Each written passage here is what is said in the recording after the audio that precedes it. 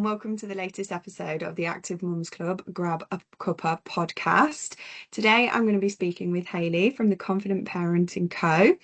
And we're going to have a chat about all things parenting, mum life, sleep, movement, and everything in between. So, Hayley, if you'd just like to introduce yourself, what's your name? Where do you come from? What do you do?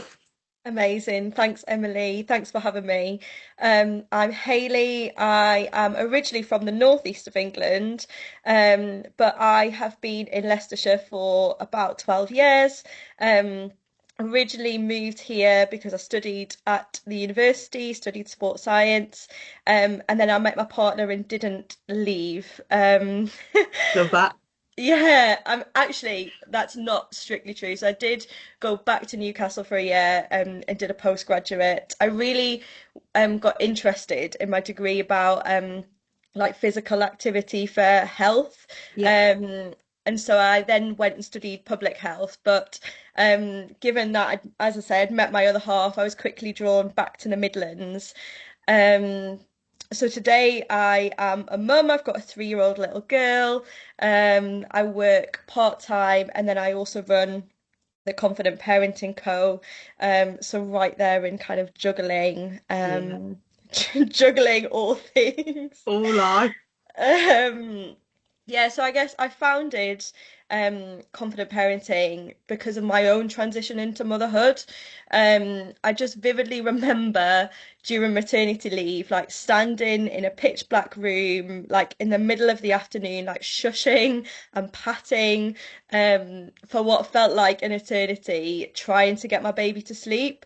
And she was absolutely not having it. She was Yeah. laughing and giggling, and I genuinely thought that either I was doing something wrong, there was something out there that I hadn't read, and I just wasn't doing it, or that there was something wrong with her. And like Google, Instagram were like hammering me with all of these like sleep schedules or telling me to put her down drowsy but awake.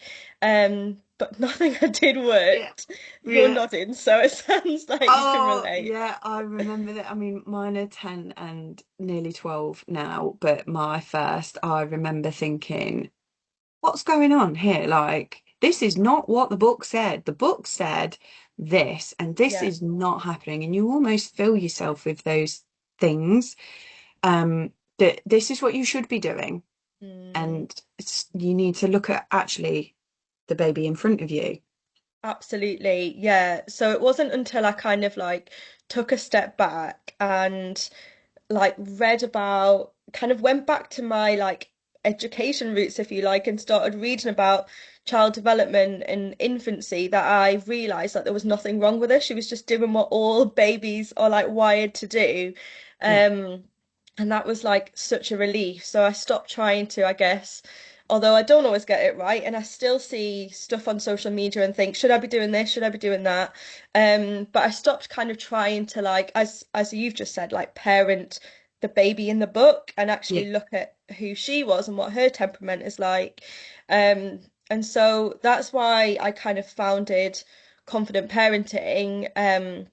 It was designed for high functioning, capable parents, but let's face it, it is usually mums Yeah. who are used to kind of, like killing it in their careers, getting everything like really organized, getting everything done. But then they get to motherhood and there is all this stuff just thrown at them. The mental load increases, they get loads of conflicting advice. Yeah. Um, and yeah, so that's kind of why I founded it. And really, we look at like three different foundations. So they are Yeah. rest, nourish, and regulation. And they all kind of interlink. Like rest is all about sleep and about hopefully reducing those long bedtimes, those night Yeah. wakings. Nourish is really about weaning and like picky eating. And then regulation is about like the mums themselves. So Yeah. it's really hard to like respond well in the moment if you're not regulated and you're not looking after yourself. And then how can we put systems in to help you with the mental load? Yeah. So that's me, I guess, in a nutshell. I love that, and I resonate with everything that you've just said. Like, I don't think coming up to being a new parent, you're really prepared mentally for the load that's coming for you. Like, Mm. I feel like you get prepared for birth and what to look out for, and if baby's poorly and things like that. But as you journey through motherhood, there isn't really, and this is why I love doing these podcasts with people like yourself, because we talk openly and honestly about actually it can be really isolating and really lonely because you're managing to keep a child alive, you're managing to keep yourself alive and a house running and potentially working if you, once you go back to work, and then throw in a relationship, and it's like, wow, no one warned me about all of these things. No, and I like so many people that I've talked to, so many friends have said, "Oh my God, like nothing prepares you until you until you Yeah, do it." yeah, Um, and that's it as well. Like friendships change so often because you can't, go for cocktails yeah, at 7 o'clock, like because you're doing bedtime. So much shifts in yeah. that, like once you become a parent. And if you've got two children and you're trying to parent one whilst you've got you're pregnant or you've got a baby, that's a whole other kettle of fish as well. So there is just so much to think about, so much that changes. Yeah, absolutely. And sleep, I feel like, is the biggest, well, it is the biggest thing. You need it for rest, development, everything. How do you feel it affects people? Like, in terms of movement, regulation, and everything in between? Yeah, massively. Um, Again, like pre-baby, you're not used to having your sleep disrupted. Yeah, You get those long consolidated hours, and then like particularly in that newborn phase. And also what I found for parents is um, some have got a really good support system around them, which means they can maybe sleep during the day. I always, again, laugh at the whole advice of sleep when your baby sleeps because, again, like I could never have done that. I didn't She used sleep. to take short naps. Like I was Yeah, like, what is that advice? Um, so some parents do have a good support system. They might be able to have a little lie-in while dad takes the baby, or they might have a friend that can take baby around the block for a walk while mum has some time to herself. But often a lot of parents don't, and they've moved away, their families elsewhere. Um, and as you mentioned, it can be quite isolating. So if you've not got that support system and you're kind of running on empty because you've got broken sleep, it can affect your like energy levels during the day. It can affect your mental health as well. Um, so it is just such a shift and it changes so much. Like newborn sleep is so different to sleep at 6 months to toddler, like it just changed throughout kind of the lifespan. So, yeah, it can have a huge effect. And you mentioned regulation as well.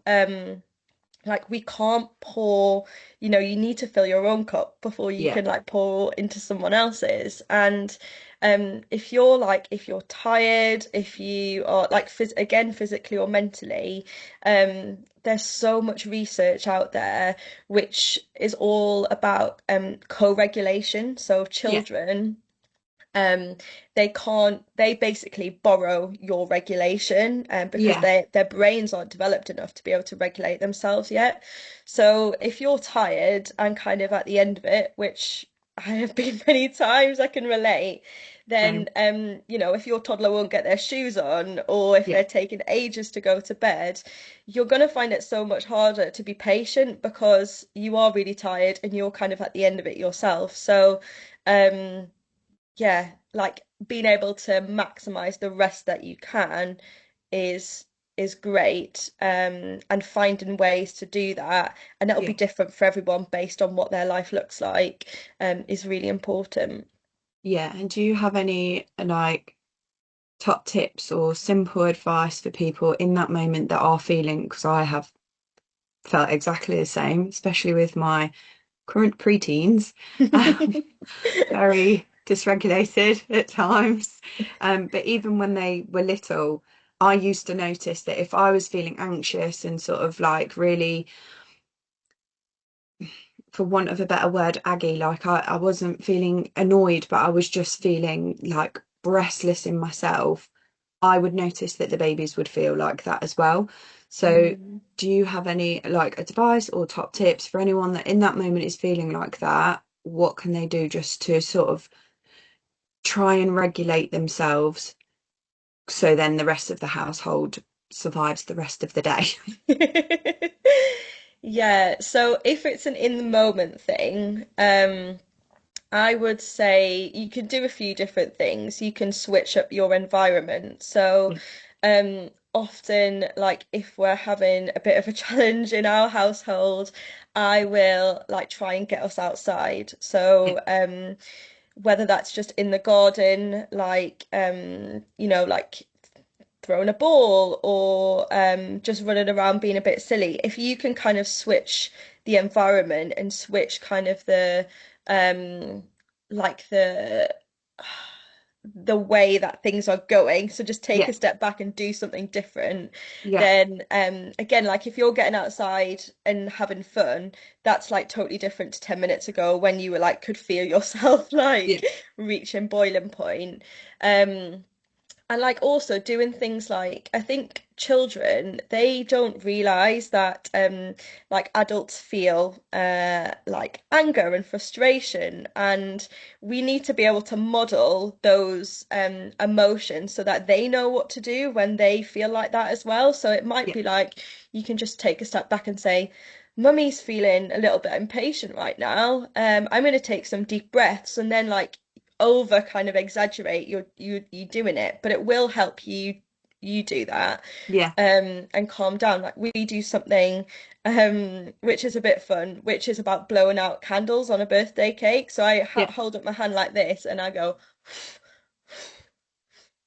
and yeah, then that's kind of fun for her because yeah, she can then that's something that she can relate to.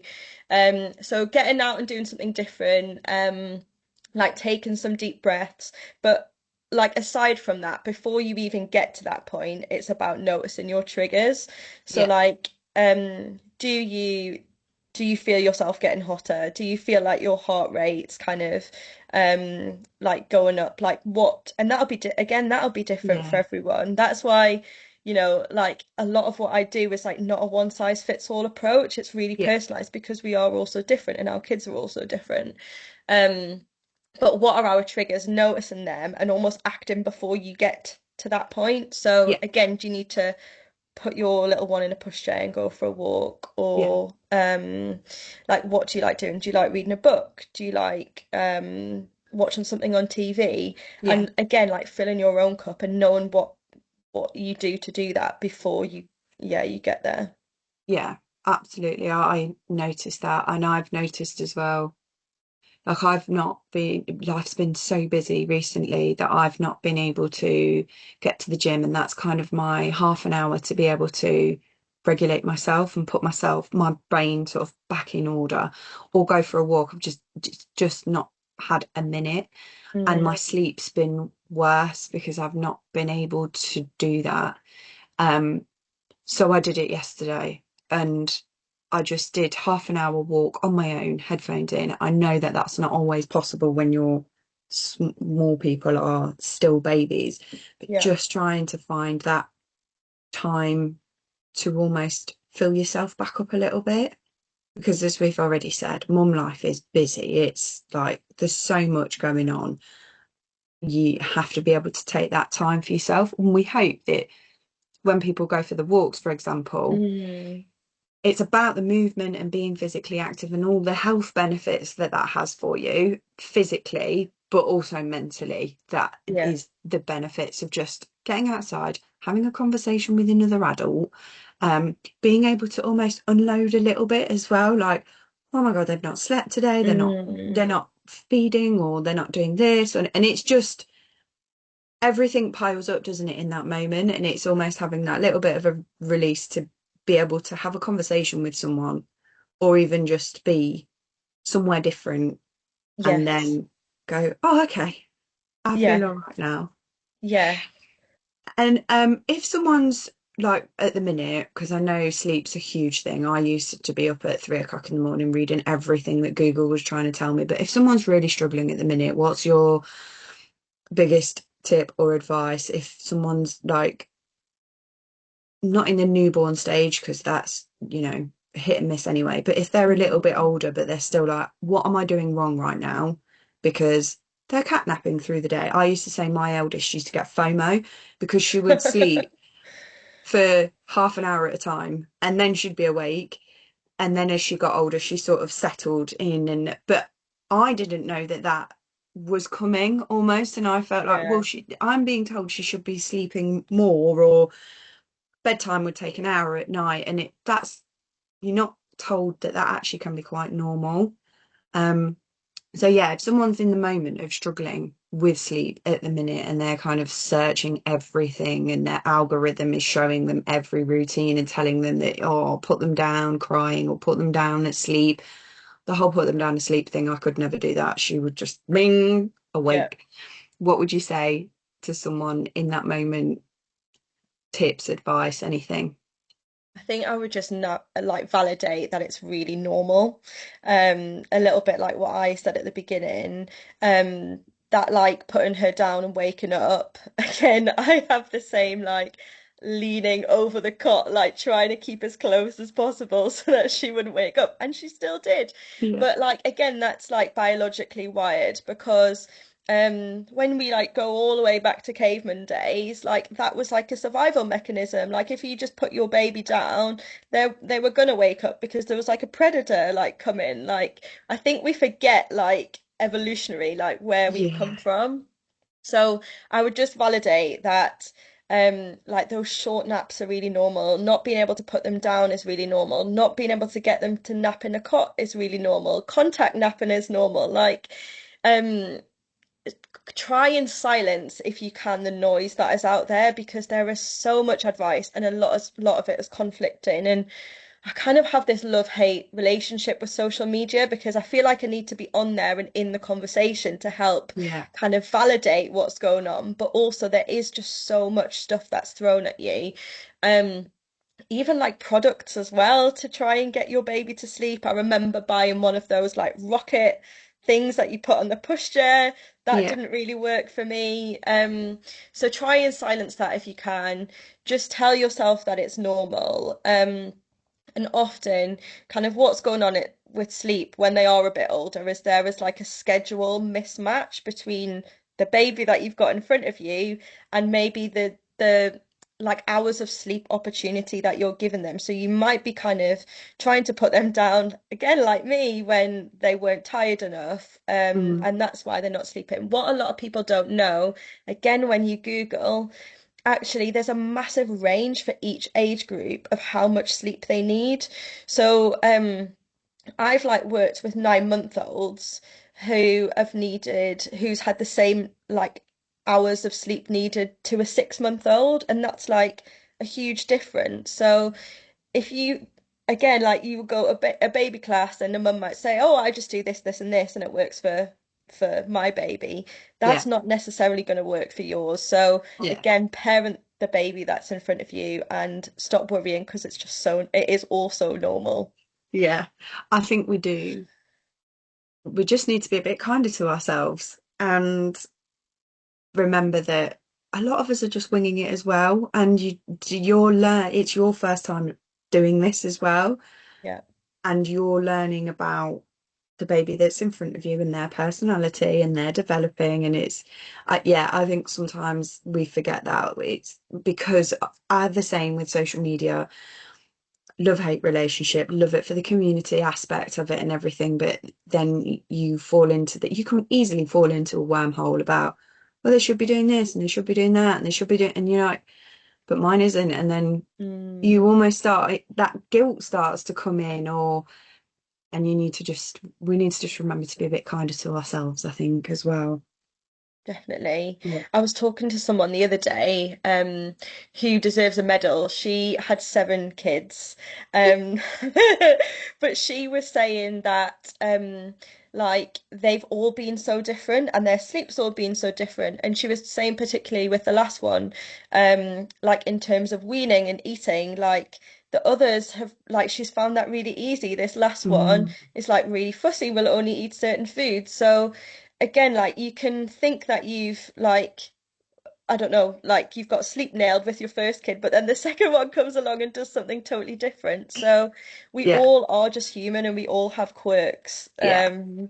So yeah, parent the child in front of you. Yeah, absolutely. And it's really easy to forget that as well, isn't it? Like as an adult, I've had conversations with my friends that have said, no, no, no, I need a solid 8 hours sleep. And some have said, no, I need between 8 and 10. And I'm like, well, I run fine on 6. And you have those conversations as an adult and forget that because you're being told, oh, they need to have this much, you're kind of like, oh no, you need to be in bed by this time and that time.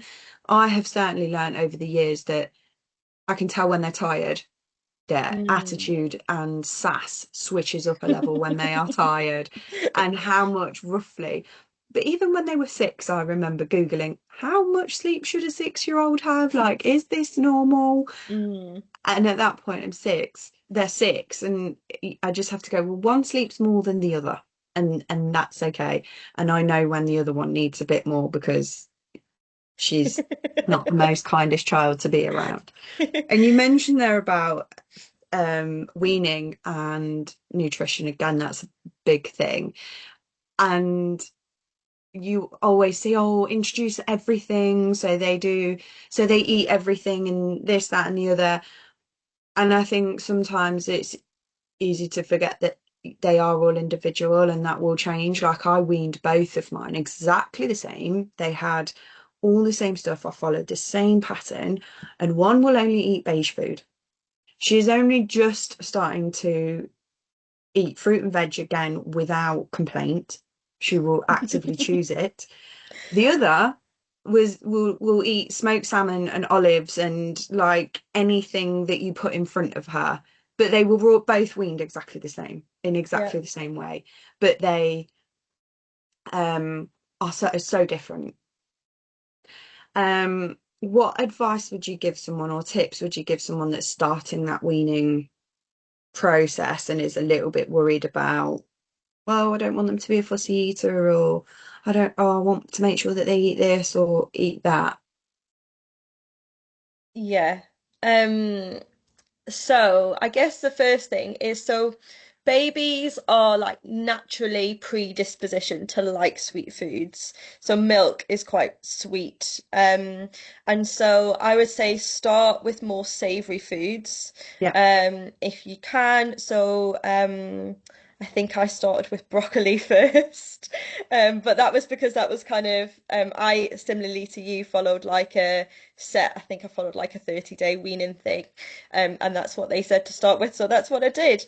And she still likes sweet foods, and yeah, like that's her go-to. But if you can start with sort of flavors that they haven't necessarily been used to, um, then that just helps like activate their taste buds and like help open up, I guess, their yeah, minds to kind of different flavors and different textures. Um, and then also don't worry about food in the first year. It is just like there is that phrase, food is for fun, and it is just all about them experimenting. So if it doesn't go in, like it's absolutely fine. It's just about them kind of playing with it and enjoying it. A bit like there's baby sensory classes, isn't there? It's just like a yeah, sensory experience for them, kind of like mushing it in their hands. So don't worry, if not much goes in initially. Like that's again, that's normal, that's fine. yeah, Um, what I would also say is don't stop offering foods if you don't think they like them. So keep putting it on their plates, even though they don't eat them. It's like a little bit soul destroying for you because you know that you're gonna have to either throw it out or hoover it up yourself yeah, yeah, afterwards. But still keep offering it so they're still familiar with it.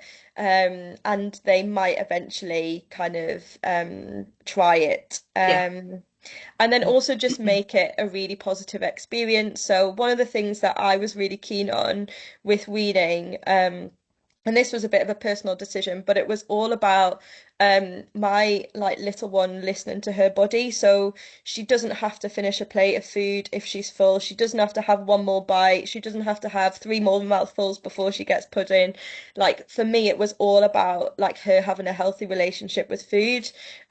Because I again like remember as a child my like family doing spoons, one for me, one for you, dad, like Yeah. and to finish, and I knew that was like something that I wanted to do Yeah. um differently with her. So yeah, I think they're probably my three top tips. Yeah, I really resonate with that because I was exactly the same with both of mine. I didn't want that. I distinctly remember as a child, well, if you don't finish that, you're not going to get pudding. And it's almost not encouraging overeating, but I did, if they're full, and that's okay. Yeah, And you still get your pudding, unless you've been an absolute beast all day, then maybe we'll discuss not having pudding. But yeah. um I also wanted to, let them recognize when are they full. Obviously, we're talking about a little bit older when they can talk and they can communicate. Oh, actually, I think I'm full now.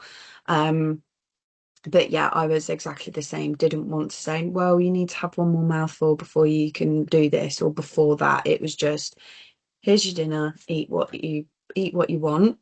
Yeah. Um, but like you say, it can be you've spent half an hour making that food and you've presented it in the most beautiful way, like master chef level of like, let's make this look pretty to encourage them Yeah. to eat it. And then they just look at it and go, nah, I'm not eating that. And you're like, oh, okay, fine. Yeah, yeah, yeah, absolutely, absolutely. Um, yeah, I can totally relate. I think that's Yeah, one of the things, yeah, the things that we did as well. yeah. Um, I just think it encourages healthy habits, but obviously that's a personal Definitely. choice and personal opinion, and everybody has their own journey and has to make the decisions that they think are right for them and their family. Mm. Um, so Just a yeah, quick thought as well on weeding, but just in general as well, something that I found really useful was like baby sign language. yeah, Um and I know there's some really great classes out there. I just kind of found a book and tried to do it myself. yeah, But really simple like signs like more and eat. yeah, Like when she couldn't communicate, like knowing that she wanted some more to eat was really helpful. And again, like that didn't stick until she was, I think, just over one. But yeah, being able to communicate when they can't say that they're full or whatever is really helpful. yeah. So yeah, would encourage mums to think about that as well. Yeah, and it's those things that you think you try and do it once, don't you? And then go, oh, it didn't work, so I might not try that again. But actually, with babies and their brain development, you need to keep introducing it over and over again so they keep making those connections, and eventually it does stick, like words and speaking and taking steps and all those fundamental movements they'll have done 1,000 times before they actually go, they've just walked across the room and now Yeah. you're in 4X now they can walk and need eyes everywhere. Yeah. But it's just remembering that they're learning and they're developing and you have to keep doing things over and over again. It's not we live in a quick fix society, don't we? And it's always like, oh, how can I fix this? It's got to be quick. And it Mm, just yeah. I always say to parents, the days are long, but the years are short.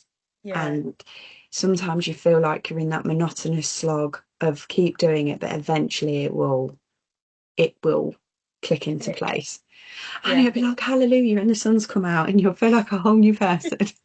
Yeah, yeah, absolutely. And like going back to sleep, going back to reading, everything that we've talked about, it is a season and it will pass and you will get, you will have another full night's sleep again. They will eat their peas. Like, Yeah, yeah, it does pass. So it is really hard when you're in it. Like I don't want to, like I do not want to dismiss that at all. Like that's the reason that I do what I do because I want to get alongside mums in the trenches in those really difficult days. but you will feel like yourself again. You will go for a run again. You'll go to the gym again. You'll see your friends again.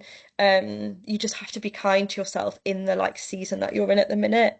Yeah, absolutely, totally agree with that. And that's why I love like having conversations like this, having conversations with parents that are in that moment. And then you've got parents that are seasoned now. Like I'm 10 years, I'm a decade deep. I've sort of been through loads and can say what works for me and not give advice almost, but that's just what worked in my season. That might Mhm. work for you, that might not. And I think conversations like that are really important, but it's also important to have the honest conversations like we have, and that's okay, and it will pass. Yeah. It's been absolutely amazing talking to you today. Thank you very much. And I think we could just talk about this all day long, but not everybody's got hours and hours to listen to us. So if anyone wants to find you, where can they find you, work with you? Yeah, just tell us a bit about that. Yeah, amazing. So you can find me on Instagram at Confident Parenting Co, on Facebook at the Confident Parenting Co. I am currently offering one-to-one support, but I'm about to start from this month webinars and have got a few other things up my sleeve as well. So follow along and yeah, you can stay up to date with what I'm getting up to. But have absolutely loved the conversation, Emily. So yeah, thanks for having me. Thank you so much. I'm so excited to see all of that. And join us again soon for our next podcast episode.